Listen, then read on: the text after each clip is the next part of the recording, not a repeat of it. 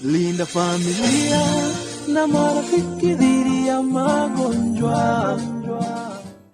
Yeah. There's something you've touched on that has actually caught my attention. Yes. Concerning the ambulance services. It is something that commonly has been assumed to be a privilege of a certain class of Kenyans. Yes. So, are you saying that a common mwananchi with an emergency at home can be able to link up and get the services to be transported to hospital? Exactly. That's what we are saying. There is a road ambulance service that is available for every Kenyan who is a member. Of course, that is the point, that you must be a member of NHIF. And an active member. And of course, an active member, because actually when you call them, the numbers you call is that the first thing they'll check, are you an NHIF member? Are you active? Then they're going to release an ambulance to come and pick you. And is it like one number or is it several? Yeah, and they have a toll free, they have several numbers I'm going to share with them before we finish. They have numbers you can be able to call them. There's a number you simply dial, they call, they ask you a few questions to confirm you're a member, they'll ask you for your ID. If it is somebody, a relative who is calling you on your behalf, they just need to know your ID because they must be able to confirm, and you are picked. And that is the fact. Kenyans need to know that you can call an ambulance. It's no longer a preserve of a certain class of the people. It is for every Kenyan who has enrolled with NHIF.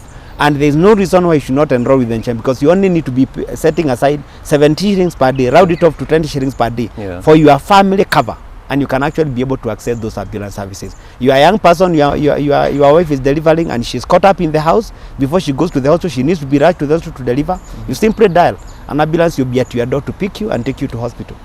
Now, something I'm getting out of this, you'll forgive my idea of actually having a money-centered approach. I'm seeing value for money in the fact of subscribing to NHIF. Seeing that for 6,000, you can be able to get treatment that is worth almost more than 1,000 times that amount. Sure.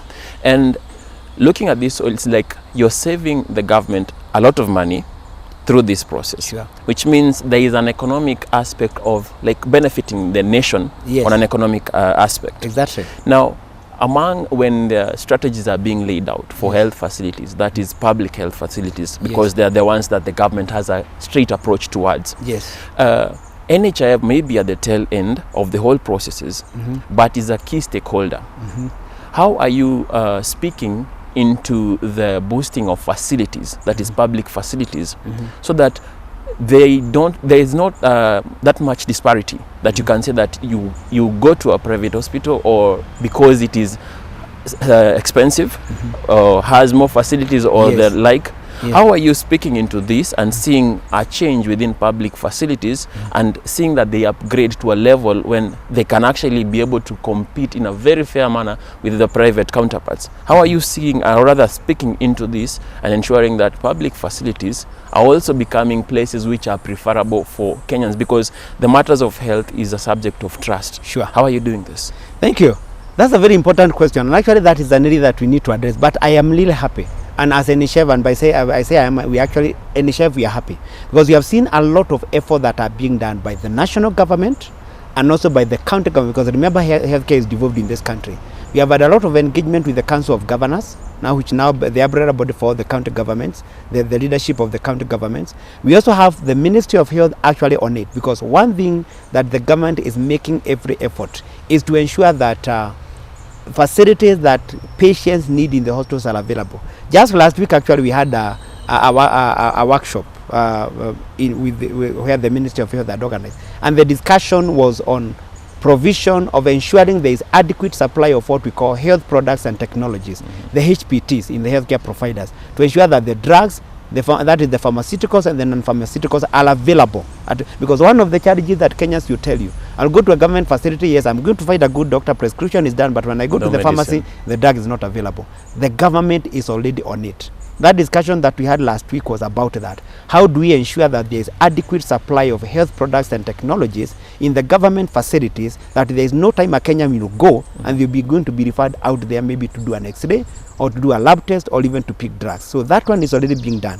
And just to emphasize is that NHIF, we are actually under the supervision. We are actually a state corporation under the Ministry of Health. So we work very together. Actually, most of the strategy that the Ministry of Health is putting, of course being now the government ministry, will always bring NHIF on board to also give our contributions to that process. And that is why even a workshop like that one, NHIF had to be a part, so that we can also be able to put across and say, among the challenges that we are facing that could be driving patients in private facilities should be treated in government facilities, could be lack of drugs, another thing. So we are actually on the table, we are discussing it, and we know with the commitment we have seen with the government, we will be able to get to a point where the facilities that are offering the best care in this country are government facilities. It is already happening in some countries, and so it is actually going to happen in Kenya. And we have already seen that commitment with our current government, and we know that that will come to realization. Yes. And Bwana Kariuki, when you're talking about beneficiaries, yes, perhaps you can give us a rough overview or rather an average, yes, between last year and to this point. About how many beneficiaries have been able to benefit from the activities of NHIF? In terms of maybe to mention it in terms of the figures, the monies, even without mentioning the specific, the number of people who have benefited, is that out of the contribution that we received from our members last year, 90% of that, when you're talking of 90%, you're talking of over and above 70 billion Kenya shillings went to benefits to members. So we are saying that NHIF was able to pay bills for Kenyans amounting to over 70 billion Kenya shillings in the immediate last financial year. So that is the impact that we are making in Kenyans' life in this country. So many Kenyans have been able to benefit through the NHIF cover, and many Kenyans have been able to be saved from financial hardships by being members of NHIF. And when you say around 90%, yes, is that a good thing or a bad thing when we have spent about 90% of their funds? That is actually better than the prescribed rate, because for a social health insurance, and especially because health insurance is a service, is a service-oriented sector, such that in terms of admin expenses is likely to have a lot of admin expenses, and because of that reason, the recommended what we call loss ratio, or the amount that should go to the member, is 85%. So when you are performing at 90%, you have actually performed better than the recommended, the prescribed rate. So you're actually doing better than what would be expected. But we have not stopped there. Just to mention is that in 2018, when the idea, when the piloting of UHC was being done, in 2018-19, there was a panel of experts that was formed called the Health Reforms Expert Panel, HEFREP. You have heard of HEFREP. Now HEFREP, one among the recommendations that they did is that NHIF should be able to spend not more than, NHIF should work towards spending not more than 5% of what they collect for the admin expenses. So that is the journey we are in. In 2016-2017 financial year, we were actually at over 22% at what we are spending on our admin. Right now, in the immediate last financial year I've just mentioned, we only spent 10%. And it's a journey we are in to actually get to that point where out of every 100 shillings we collect, 95 shillings goes to the member, because that is how it should be. I wish it was actually possible for 100% to go to the member. It's only that salaries have to be paid, another admin expenses that have to go with offering those services are concerned. So definitely there will be an element of admin, but the move is towards making it as efficient as possible, so that the maximum of the contributions we collect are going as benefits to the members, and we already there. And we can say that Kenyans can be sure that whatever resources they are giving to us, they are going to the right thing. And when we are talking of 70 billion going to their benefits, it's not just a figure. It's actually at least you can be able to show that these are the Kenyans who have actually benefited. They have received maternity care, surgical services, dialysis, oncology care, cancer treatment, both here and even out of the country. Kenyans can be able to appreciate that. Yes. Bwana Kariuki, yes, in your estimates, or rather because you are there on the ground, yes, you are seeing the impact of the beneficiaries, yes, how the whole process is playing about, yes, the journey to UHC, yes, totally, in your estimate, how long will it take us to be at 100%? You know, this is a journey that can take a very short time, where we have the kind of commitment, both political commitment and because when you look at our country, the executive is on it, the legislature is on it, everybody is on it. And we have capable institutions to be able to deliver that when you're talking of institutions like NHIF, because that is the advantage a country like Kenya has. When other countries are coming to benchmark from us, one of the things they say, the beautiful thing you have is that you already have a good and a stable health insurance organization that is NHIF. When other countries are thinking of UHC, they have to start from verify if they don't have such an institution. So for Kenya, other countries, why I was doing there is that other countries, like when we have studied countries like Thailand, which are already in a state of UHC, they have taken a journey of almost 20 years because we have been able to really have some exchange programs with them. Kenyans, even according to HEFREP, the recommendation was that within 15 years, we should be able to be in the state of UHC. But from the progress we have made this far, we should be able to achieve UHC even in the next 5 years if we move with the current trend, because what is required for us to be in a state of UHC?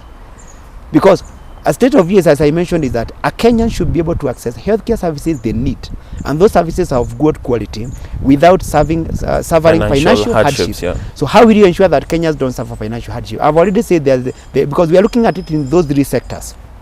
The formal sector, it is the responsibility of NHIF now to ensure that everybody who is employed, yourself, myself, and every Kenyan who is in informal employment, they are paying.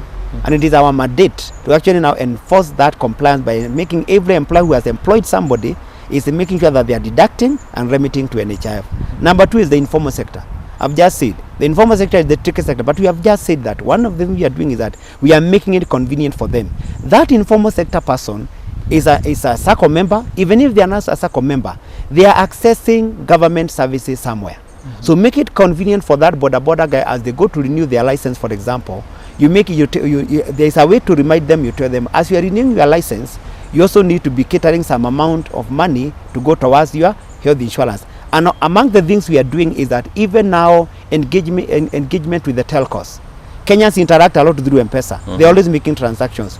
That border guy is receiving, that Caritas guy is receiving the money through M-Pesa. So through those channels, those digital channels, because remember we are a digital country. Kenya is rated as a country that has embraced digital technology highest. Actually, I think it could be, actually maybe if not the highest, among the highest in Africa and even in the world. So with that adoption of digital or acceptance of the digital way of doing things, it becomes very easy now to make it very easy for the informal sector to pay.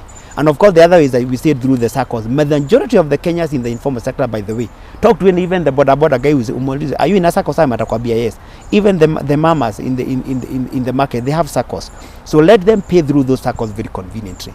The third category now that you make it very easy for us to achieve UHC very fast are the indigents.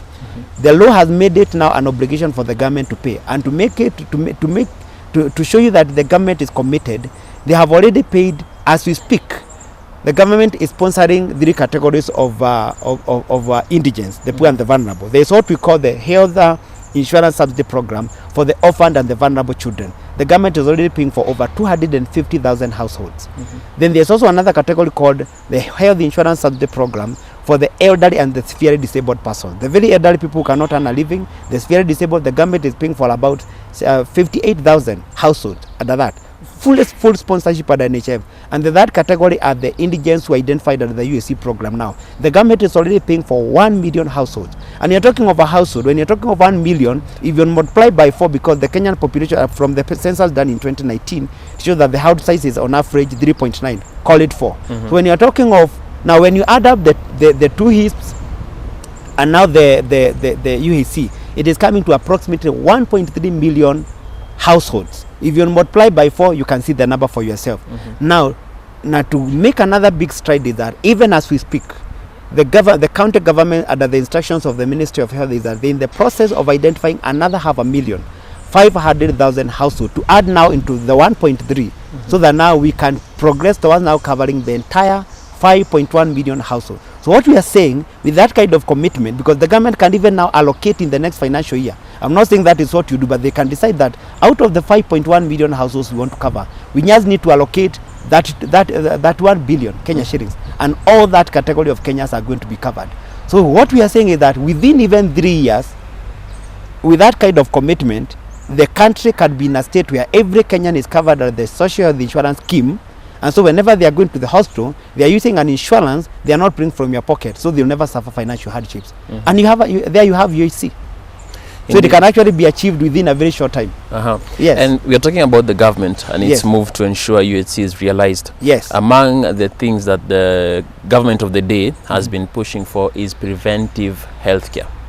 How is NHIF building into that? Because it is something that the government is also championing for. How are you Exactly. moving into that? Because we find a lot of illnesses that could be managed if they were early detected, including cancer. Yes. How are you feeding into that? Thank you. That's a good question, because as a country, definitely, we have to go that direction. When you see even, when you see like the rise in cancer, when you see the rise in non-communicable diseases, it will tell you that something definitely needs to be done to actually address that at the point of prevention. So in terms of preventive and promotive care, I know that is a role that may be, because that is not, because UHC is being implemented through an output financing model. Output financing model means is that we are paying for output. Our beneficiary of NHIF has to go to a hospital, receive care, then we pay for the care given. Output, we are paying for output. Preventive and promotive care is mostly catered for through an input financing model. And that is why it is mostly done through the government, the Ministry of Health, Department of Public Health and others, and also at the county government. NHIF, we play still a role, because when it comes to things like immunizations and such, we participate, which is also preventive. So, though we are not playing a key role there in terms of reimbursing for that care, but as we now work together, now we're able to see now how do we come in, so that whatever now can be catered for through. However, even when you're talking of primary health care, under the capitation outpatient care, among the things that the healthcare providers that we are paying capitation are supposed to be doing is continuous health education, which is plays a role in preventive and promotive care. Because out of what we pay them for the capitation for the outpatient, they are supposed to ensure that as they are meeting with the patients and they are meeting with the public, they are also carrying out continuous health education. So that way, we are playing a role. We are not reimbursing it as a reimbursable benefit, but we are playing a role, though no major, but the major role is being played at the county government level, and of course at the national government level by the Ministry of Health, by the relevant department that are dealing with preventive and promotive health care. But we know, for a country to be in a state of UHC, that had to be strengthened, and I know it is already happening in quite a big way. And then even the curative care also has to be strengthened. That we will be able to get to a point you can be able to be in a state of UHC. And the beauty is that if you're able to do the preventive healthcare very thoroughly and well, then you find that you actually reduce the burden in the curative care. And that is where we want to be, so that we can save more and maybe cover more in terms of benefits that we are covering under the curative care part of it. Bwana Kariuki, early this month, Yes. we began the academic calendar. Students went to school, pupils, the young graders, new ones. Along the education sector, a lot has been happening.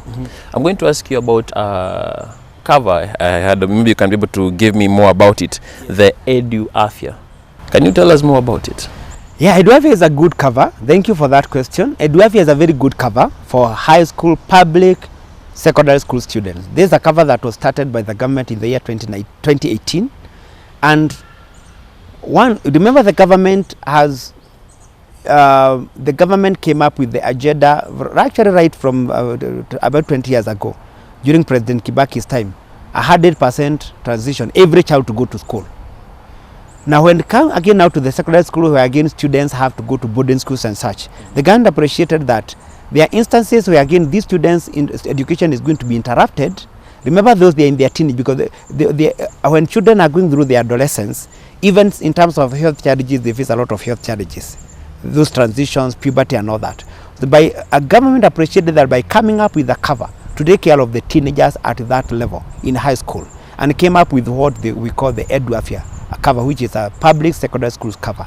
So what the government does is that it pays premium for all public secondary students cover, and those students are able to enjoy comprehensive benefits, even beyond what I just mentioned, because then they're able even to enjoy air rescue. If a child is in Madeira and they have been diagnosed with a procedure that cannot be treated in Madeira or Lodwar, we have already contracted an air rescue who can be able to pick up that child there and bring them to Nairobi or wherever to receive adequate care. And they can also be treated out of the country. They can also be treated for any ailment that they suffer without having to pay from their pocket. So it's a comprehensive cover for public secondary school students that the government came up with to ensure that those students are able to stay in school, They study without having to be interactive. Unatumwa kwa mzazi uende utibiwe alafu urudi. So huyo mtoto atatibiwa na arudi shule aendelee na masomo. So the cover is regardless of whether the parent is an active member or not. Yeah, the cover is for to ensure that those students can be able to receive care while in school without having to interrupt their studies at all. Yes. So whether the parent is an active member or not, this one ensure that that student is actually receiving care and actually able to continue their studies without any interruption. Because of course if they are going to use their parents, it means atatumwa nyumbani, enda kwa mzazi utibiwa kupeleka hospitali, halafu rudi. Now they're interrupting their school time. Let that student be taken to the school, to the hospital by the school, given drugs, medication, and then return back to school to continue the education. Thereby you are going to ensure that the students remain in school and there is no interruption of studies, and that is going to ensure the government achieves its target of 100% transition from primary to secondary school, and they actually finish secondary school to the other levels. Yes. A very proper initiative, and looking even at the way it was thought out, it's a very creative concept and something that is very workable, even facilitating other sectors within the country. Exactly. Are there other initiatives that you're coming up with, perhaps, that you can be able to share with us that are of such a nature? Of course, we have just mentioned that we have, like, of course, any such is now when we are talking of indigents cover, where now those people who cannot be able to cater for themselves, the government has been able to cater for them. Besides that, of course, we have covers for persons who have retired. Currently, Nhif is running covers for retired senior citizens, because again, senior citizens are people who face challenge because you have retired from employment, where you are being paid for through a monthly deduction. You are enjoying a very good cover as a government employee maybe, but now you are out there and you want to and remember, even the elderly are very prone to ailments, sicknesses, infections. So you need to ensure that this person can continue enjoying adequate healthcare services for them to remain healthy. So because of that reason, even in our current act, there is a provision where now Nhif can actually engage with the post-retirement medical funds, where now we develop a cover for them such that when you retire, you can continue enjoying a cover upon retirement without having to face any challenges, even in terms of contributions. But even before we get even now to the implementation of a post-retirement medical fund cover, we are already having covers with negotiating covers with certain retirement schemes, and we have been able to bring on board a number of them, even an umbrella one we called CARO, Kenya Association of Retired Officers, so that upon retirement you enroll and you can continue accessing care. So that those are among them. We have the retired officers, we have those ones for the indigents. So there is a provision that no Kenyan can be left behind in terms of enrolling for health insurance in Kenya. Yeah. Now, we're going to finalize it, but I'm going to ask you. Yes. To talk to Kenyans, yes, and tell them why it is important. Yes. Because you are on the parts where the benefits are. Yes. You're able to actually give this information with authority. You know everything concerning the benefits. Yes. You've even seen the whole play out with Yes. people actually being able to be helped and be able to be assisted just by taking time to invest in their healthcare. Yes. Speak to Kenyans and tell them why they should be part of NHIF as we go towards the journey of universal health coverage. Thank you. Thank you so much, even for having this opportunity actually to be able to talk to the Kenyans.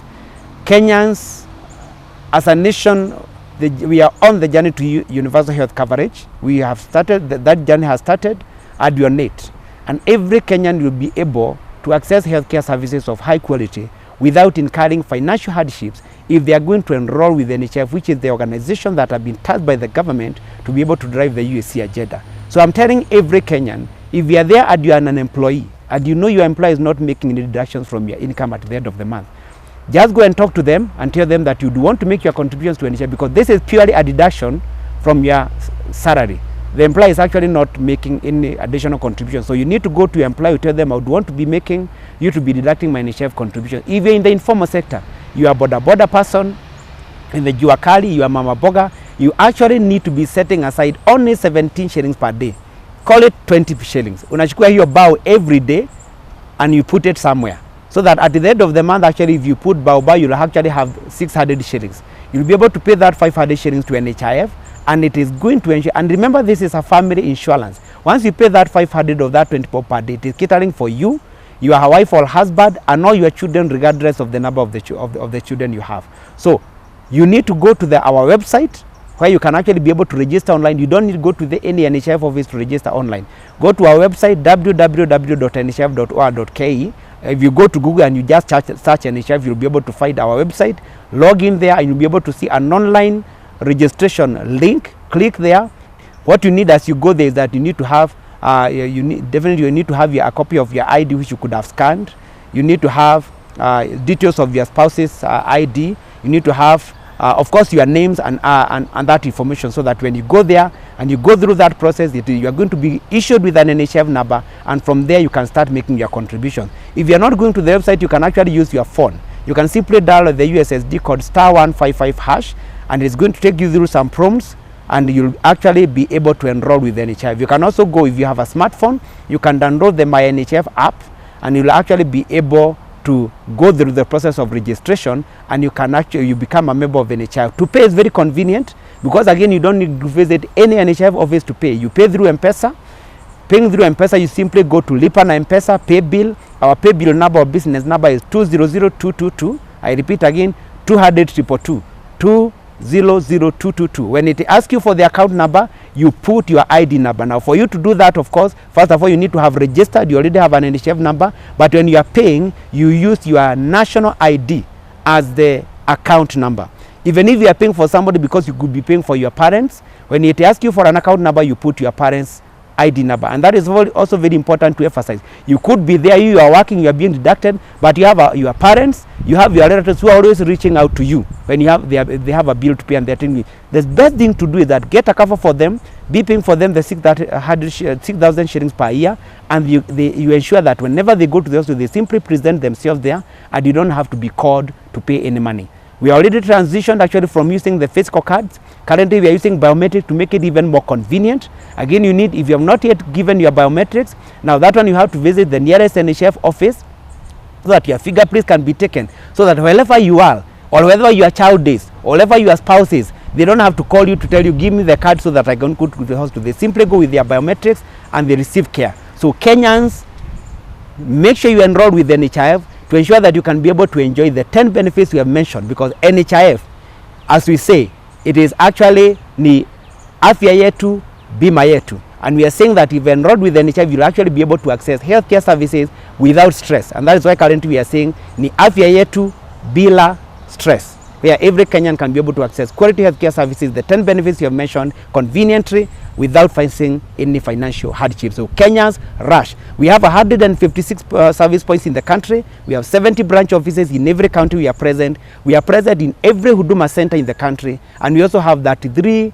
satellite offices, small offices in areas that they are remote, and Kenyans need to have the services as nearest to them as possible. You can also go to the social media. We are in Facebook, we are in Twitter, we are in LinkedIn, we are in TikTok, and you can also call our toll-free line 0800 720 601. I repeat again, 0800 720 601. So there are so many ways in which you can interact with Kenyans, so that you can be able to get all the information you need to enroll with the NHIF and ensure you and your family are covered and you don't face any financial hardship or incur out-of-pocket expenditure anytime you are seeking healthcare services. So it is up to you now to enroll. Thank you so much.